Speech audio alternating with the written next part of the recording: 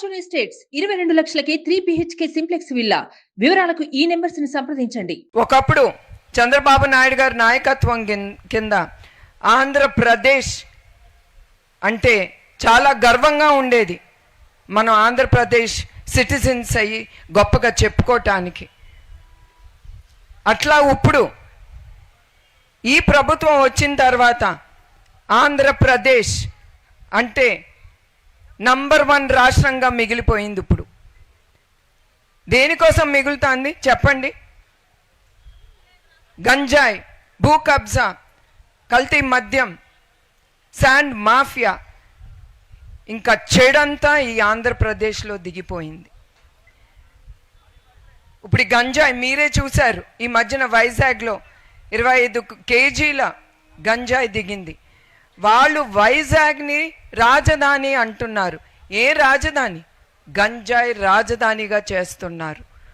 అదే కాకుండా వాళ్ళు యువకులకి అలవాటు చేసి, ఆ యువకులు మన ఇంట్లో ఆడబిడ్డలకు కూడా అలవాటు చేసి, ఆడబిడ్డలను నిర్బంధించి అత్యాచారాలు చేసి వాళ్ళ మీద ఆ అత్యాచారాలు భరించక మన ఆడబిడ్డలు ఆత్మహత్యలు చేసుకుంటున్నారు.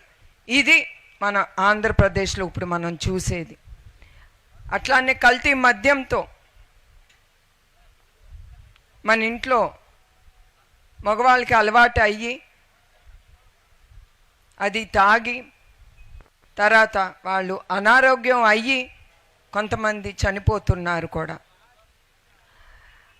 అదే ఆ కుటుంబం కూడా ముందుకెళ్ళాక స్త్రీ కూడా చాలా అయోమయం పరిస్థితిలో పడుతున్నారు. రేపు ఎట్లా అనేది వాళ్ళు ఆ ఆలోచనతోనే దుఃఖంతో ఉండిపోతున్నారు.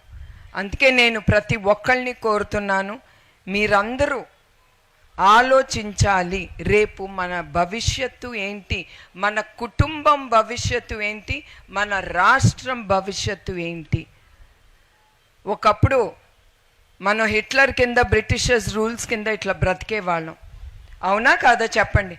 మన హింసించేవారు, నోరే ఇప్పినాళ్ళని తీసుకెళ్ళి కాన్సన్ట్రేషన్ క్యాంప్స్లో, జైల్లో పెట్టేవారు. ఎందుకు?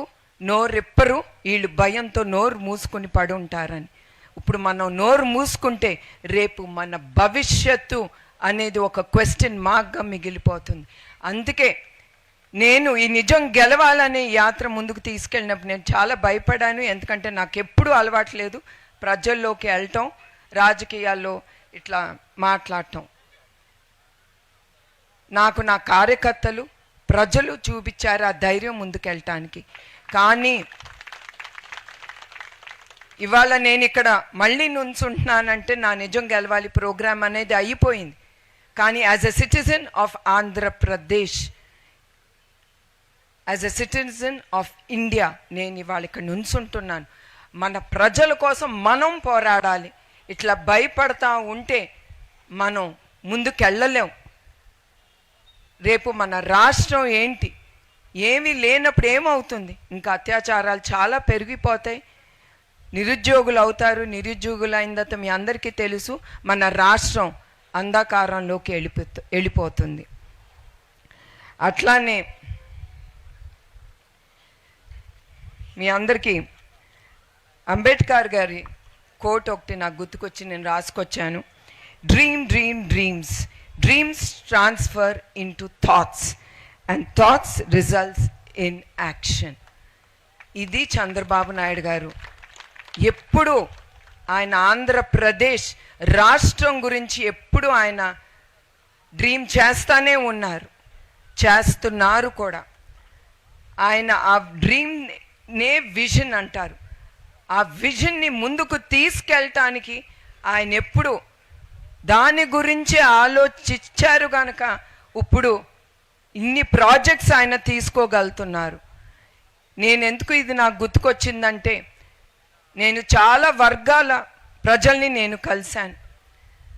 వాళ్ళతో నేను మాట్లాడాలంటే నాకు ఆ సబ్జెక్ట్ తెలియాలి.